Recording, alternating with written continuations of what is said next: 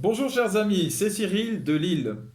Chrétien et pro-Poutine ou pro-Zelensky, est-ce que c'est possible?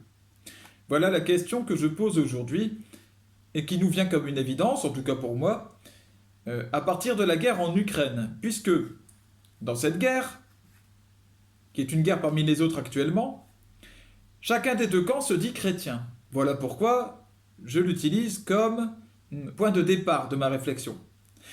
Ainsi, Vladimir Poutine, officiellement chrétien orthodoxe, cite-t-il la Bible pour pousser les Russes à s'engager dans la guerre en utilisant la parole de la Bible.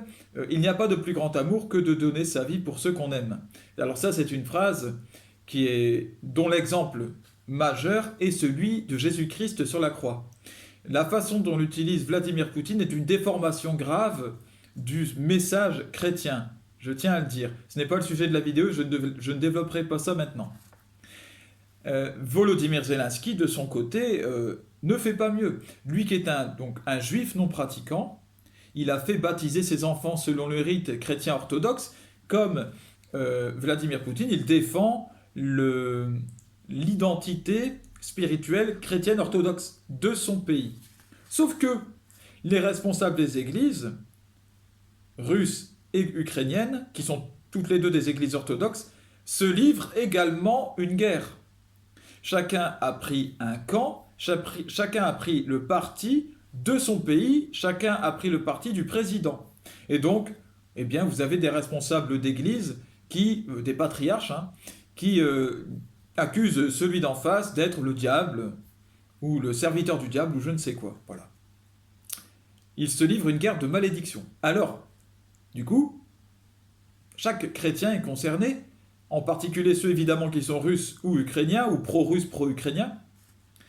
Peut-on être chrétien, adhérer au Christ et prendre parti dans cette guerre? Alors, je rappelle, moi, ce que c'est que le parti du Christ, et ça va nous donner la réponse. C'est le parti de la paix. Jésus-Christ dit à Pierre, je l'ai rappelé dans des vidéos récentes, « Range ton épée au fourreau, qui triomphe par l'épée meurt par l'épée. » Le Christ n'est pas ami de la guerre, ni ami des violents. Ce qu'on appelle la légitime défense, ce n'est pas la même chose.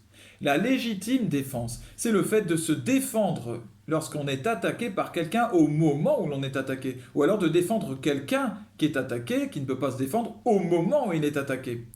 Aller donner des coups, aller se frapper une personne une fois que l'attaque est terminée, ça s'appelle de la vengeance.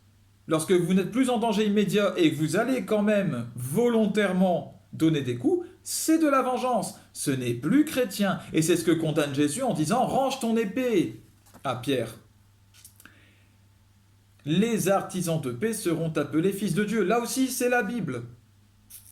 Les artisans de paix. Les chrétiens sont donc ceux qui favorisent la paix, de quel pays qu'il soit ou de quelque sensibilité qu'il soit.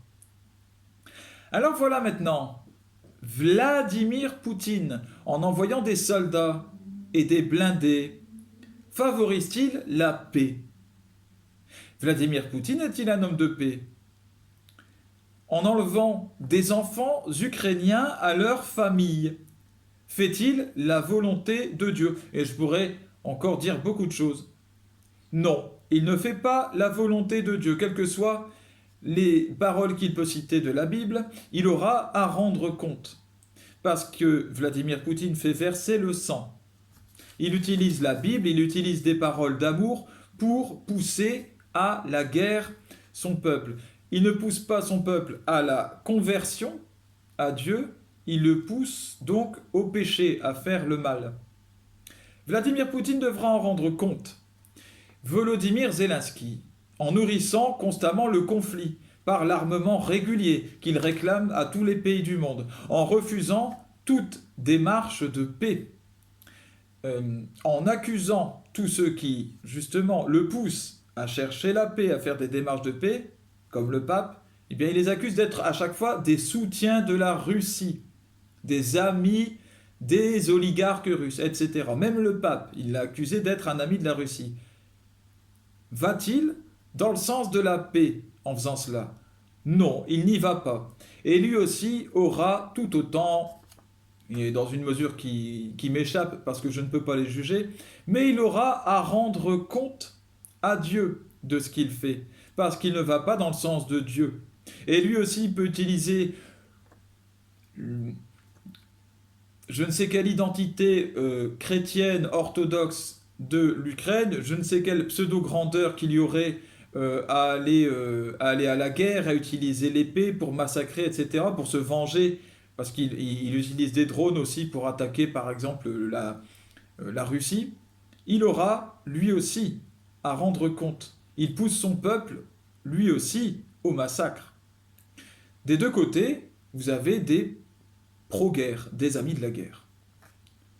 Aucun d'entre eux n'agit comme enfant de Dieu. Et il est important que chacun d'entre vous ouvre bien les yeux sur cette affaire. Que chaque chrétien ouvre bien les yeux sur son dirigeant. Vladimir Poutine ou Volodymyr Zelensky n'agissent pas comme des chrétiens. Ils n'agissent pas comme des enfants de Dieu. Ils agissent comme des chefs d'État orgueilleux qui pensent à leur intérêt et qui le déguisent par une grandeur chrétienne. Voilà. C'est très courant dans l'histoire, ça fait longtemps que ça existe et ça continuera à exister, mais c'est encore le cas aujourd'hui. Nous, chrétiens, sommes détachés de nos racines terriennes pour mieux nous attacher à notre patrie du ciel, détachés de la terre, attachés au ciel. C'est ce que nous demandons normalement dans le deuxième mystère du rosaire de la gloire, des mystères glorieux, le détachement de la terre et le désir du ciel, qui correspond à l'ascension de Jésus-Christ. Jésus a quitté la terre, il a rejoint le paradis.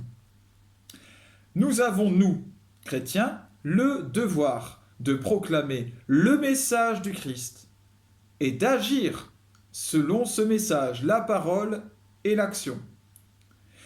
Alors, que l'on soit russe, ou que l'on soit ukrainien, ou que l'on soit français, ou que je ne sais quoi, nous n'avons pas à verser dans le nationalisme, nous n'avons pas à défendre un parti dans une guerre injuste.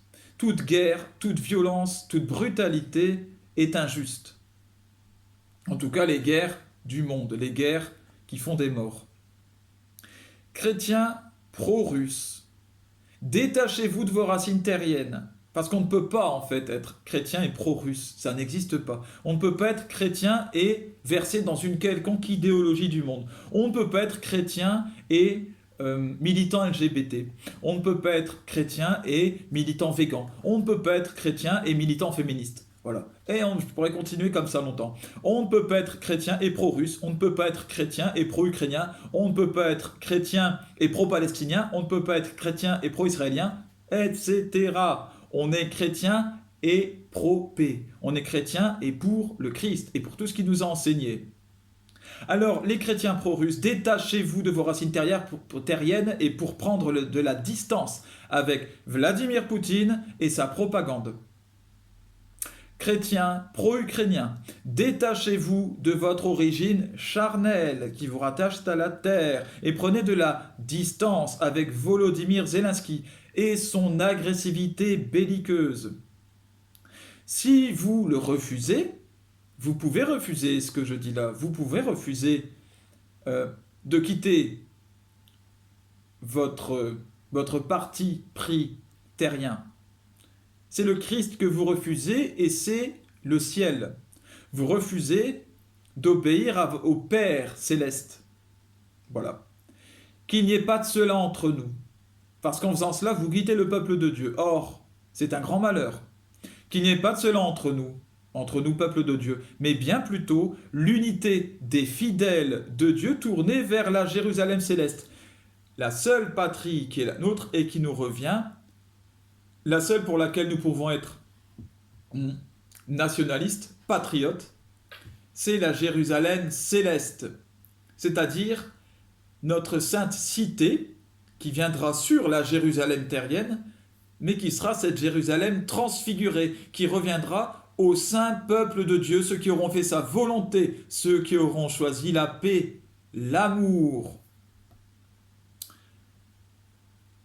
Donc ce n'est pas un attachement terrien, c'est bien un attachement au ciel céleste. Cette cité nous viendra directement du ciel. Vous pensez que ce sont des légendes? Parce que j'ai entendu que ce n'était pas possible d'appliquer la parole ou de croire à tout ce qui était dit dans la Bible, que bon, il y a des choses qu'il fallait laisser de côté. On ne peut pas laisser de côté une partie de la Bible. On ne peut pas dire, ah oui, moi je suis chrétien, mais pour ce qui m'arrange. Soit vous êtes chrétien, soit vous ne l'êtes pas. Il n'y a pas d'entre-deux. Alors si on l'est, on fait ce qui nous plaît et ce qui nous plaît moins. On se remet en question pour correspondre à Dieu et au ciel, puisque on l'a choisi. Sinon, ce n'est pas la peine de jouer un double jeu, on n'est pas chrétien. On est du monde. Alors que chacun d'entre vous fasse le bon choix. Et le bon choix, évidemment, c'est d'aller vers Dieu. Que Dieu vous bénisse, bénisse tous vos proches, qu'il favorise la paix dans vos cœurs, entre les Russes, les Ukrainiens, et entre tous ceux qui se font la guerre actuellement. À bientôt les amis.